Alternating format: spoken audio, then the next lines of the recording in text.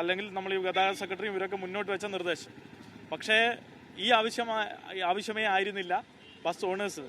അവർക്ക് minimum fair 5 എത്തിക്കണമെന്നും മറ്റൊരു കമ്മീഷൻ്റെ റിപ്പോർട്ട് പ്രകാരം ഇതിൻ്റെ എമൗണ്ട് വളരെ വലുതാക്കി 5 രൂപയിൽ നിന്നും മുകളിലേക്ക് കൊണ്ടുപോകണം എന്നുള്ളതായിരുന്നു അവരുടെ ആവശ്യം. SFIക്ക് അത് അംഗീകരിക്കാൻ കഴിയില്ല എന്ന് അറിയിച്ചിട്ടുണ്ട്. കാരണം നമുക്കെല്ലാവർക്കും അറിയാം, സംസ്ഥാനത്ത് അനൗദ്യോഗികമായി പല രൂപത്തിലാണ് ബസ് ഓണേഴ്സ് പല രൂപത്തിലുള്ള പല എമൗണ്ടുകളാണ് വിദ്യാർത്ഥികളിൽ നിന്ന് വാങ്ങിക്കൊണ്ടിരിക്കുന്നത്.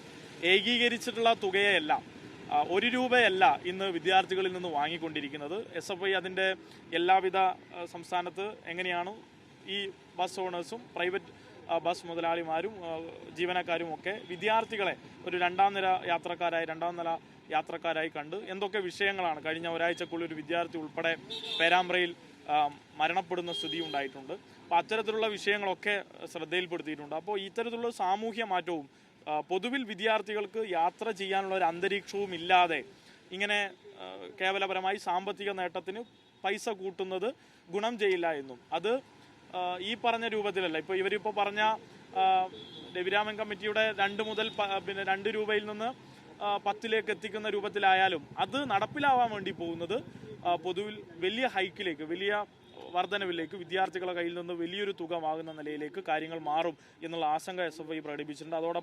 അതുകൊണ്ട് തന്നെ ഇത് ഇപ്പോൾ പറഞ്ഞ നിർദ്ദേശങ്ങൾ അംഗീകരിക്കാൻ കഴിയില്ല.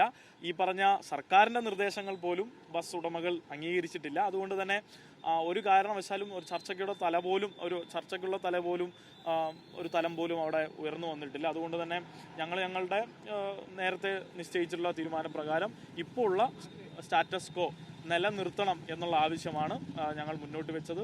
അതിൽ നിന്നും ഒരു മാറ്റവും ഉണ്ടായിട്ടില്ല. തുടർന്നുള്ള ചർച്ചയെ സംബന്ധിച്ച് പിന്നീട് അറിയിക്കാം എന്നവർ അറിയിച്ചിട്ടുണ്ട്. ബസ് ഓണേഴ്സ് പൂർണ്ണമായും അതിനോട് ഈ പറഞ്ഞ രവിരാമൻ കമ്മിറ്റിയെ പോലും അംഗീകരിക്കാൻ തയ്യാറല്ല എന്ന നിലപാടാണ് എടുത്തിട്ടുള്ളത്.